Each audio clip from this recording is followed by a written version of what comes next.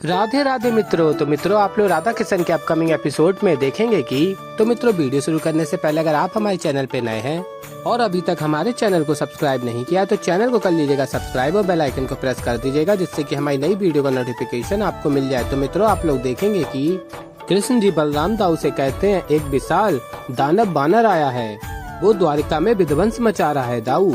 और क्या है, आप द्वारिका के सेनापति हैं, द्वारिका की प्रजा, हमारा ये परिवार, हम सब आप पे विश्वास करते हैं और आप यहाँ आनंद भोगने आए हैं। और तभी बलराम दाऊ कहते हैं, विशाल बानर, ये कैसा बानर है?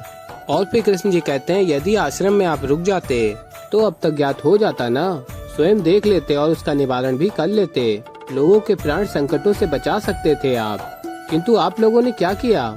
मुझे झूठा समझा, मुझे छलिया समझा और अपने ही मन की उचित किया आप दोनों ने। और कहते, मैंने क्या कहा था आपसे दाऊ, मैं कुछ समय के लिए वृंदावन में हूँ, तब तक आप जाइए। मैं जानता था महत्वपूर्ण कार्य है, आपको जाना चाहिए। जैसे ही आप वृंदावन आते मैं चला ही जाता ना। आपने मेरी बात सुनी नहीं। अब द्वारिका का उत्तरदायित्व किस पर है? आप पर है। और गोपियों को द्वारिका में आश्रम के स्थान पर किसने भेजा? राधा, तुमने भेजा ना। गोपियाँ वहाँ गयी, इसका उत्तरदायी कौन है? तुम राधा। द्वारिका का सुरक्षा का दायित्व किसका है? आपका। यदि द्वारिका में किसी को कुछ हो जाता है, गोपियों को कुछ हो जाता है, तो इसके उत्तरदायी कौन है? केवल आप दाऊ। अब दोनों ने ऐसे कार्य किया और मुझे अनुचित समझा, मेरे हृदय को आहत कर दिया आप दोनों ने। और कहते, मैंने तो सबके हित की ही सोची। और तभी बलराम दाऊ कहते हैं, ये क्या अभिनय कर रहे हो तुम कान्हा? वहाँ द्वारिका संकट में है, समस्त गोपियाँ संकट में है और तुम यहाँ खड़े हो, जाकर उनकी रक्षा नहीं कर सकते? मुझसे कह रहे हो रक्षा करने के लिए, मैं तो आकाश पे हूँ। और फिर कृष्ण जी कहते हैं, अभिनय, क्षमा करना, अब ये शब्द मैं और नहीं सुन सकता दाऊ। मैं कुछ भी कहूँ, कुछ भी करूँ, सबको अभिनय लगता है ना। मान लीजिए अभिनय है, मैं वृंदावन लौट रहा हूँ, आपको रक्षा करनी है या नहीं, ये निर्णय आपका है। और फिर मित्रों, आप लोग आगे देखेंगे कि बलराम दाऊ कहते हैं, मैंने क्या अनुचित कर दिया राधा, मात्र इतना ही तो चाहा कि यहाँ वृंदावन में मैया की गोद में तनिक विश्राम कर लूँ, यहाँ कुछ भोजन व्यंजन कर लूँ, तनिक पुरानी स्मृतियों को पुनः जीवित कर लूंगा बस। और फिर बलराम दाऊ कहते हैं, किंतु कदाचित कान्हा उचित ही कह रहा है राधा, एक बहुत बड़ी भूल तो हुई है मुझसे। द्वारिका के सेनापति के रहते द्वारिका पर इतना बड़ा संकट आ जाए, इससे बड़ा अनर्थ और कुछ नहीं हो सकता। माना कि अनेकों बार कान्हा ने फंसाया है मुझे, किंतु एक सत्य ये भी है, कान्हा की कही हुई हर बात असत्य नहीं होती, हर बार छल नहीं करता है वो। इस बार यदि उसकी पत्र में लिखी बात मानकर मैं वहीं आश्रम में रुक जाता तो ये सूचना मुझ तक शीघ्र ही पहुंच जाती और इतना बड़ा अनर्थ होने से रह जाता। बहुत बड़ी भूल हो गई राधा, मुझसे बहुत बड़ी भूल हो गई। और फिर राधा कहती हैं बलराम दाऊ से, दाऊ आप आहत मत होइए, कृष्ण का तो पता नहीं, किंतु आप द्वारिका लौट जाइए, वहाँ गोपियों की और द्वारिका की रक्षा कीजिए। यदि गोपियों को कुछ हो गया तो मैं आजीवन स्वयं को क्षमा नहीं कर पाऊंगी।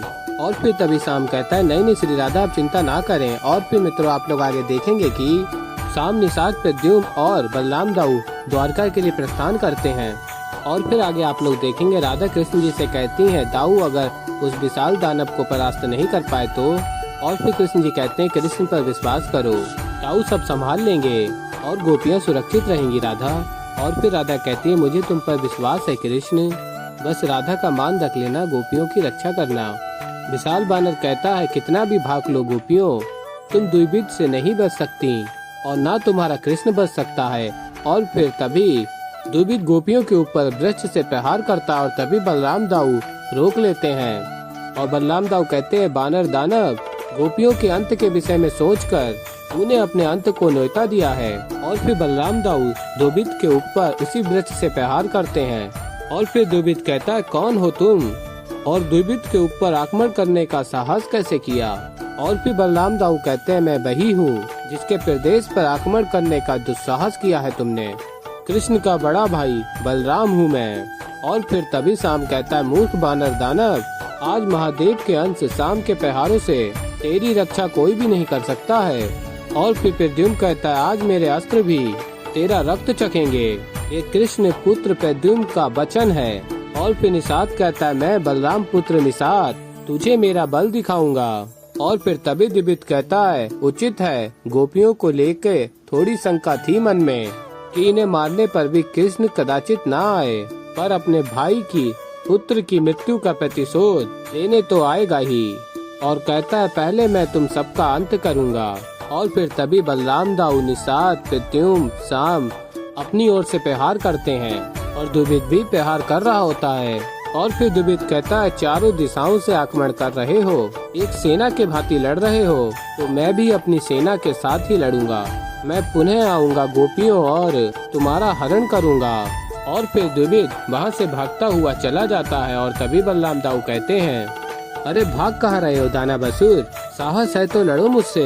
और फिर मित्रों आप लोग आगे देखेंगे कि गोपियाँ बलराम जी के समक्ष जाती हैं और कहती हैं दाऊ यदि आज आप नहीं होते तो हम सब जीवित नहीं होते।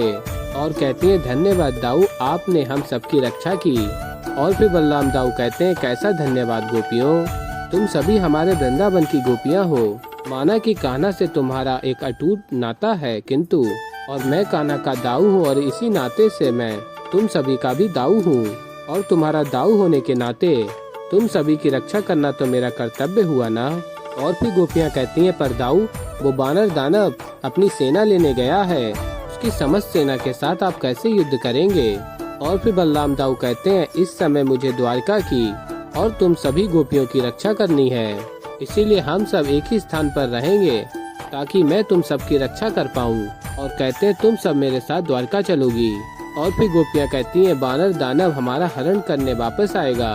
और कहती हैं पुनः द्वारका जाके द्वारका के लिए संकट नहीं बनना चाहते, हम कहीं जाकर छुप जाएंगे। और तभी बलराम दाऊ कहते हैं अच्छा तुम्हें क्या लगता है कि मैं तुम्हें ऐसे संकट में अकेले छोड़ दूंगा। कान्हा जितना अधिक प्रेम तुम सबसे करता है उतना ही अधिक प्रेम मेरा भी है, इसीलिए तुम सबका दाऊ होने के नाते मेरा आदेश है कि तुम सभी को मेरे साथ द्वारका चलना ही होगा। आओ। और फिर मित्रों आप लोग आगे देखेंगे कि राधा कृष्ण जी से कहती हैं कृष्ण तुमने राधा का मान रख लिया, सत्य में दाऊ सबके विश्वास पर खरे उतरे हैं। उस विशाल बानर दानव को परास्त करके इस संकट से सबको मुक्त कर दिया है उन्होंने। और फिर कृष्ण जी बताते हैं दाऊ तो अभी शीघ्र ही द्वारका जाके द्वारका को भी सुरक्षित करेंगे राधा।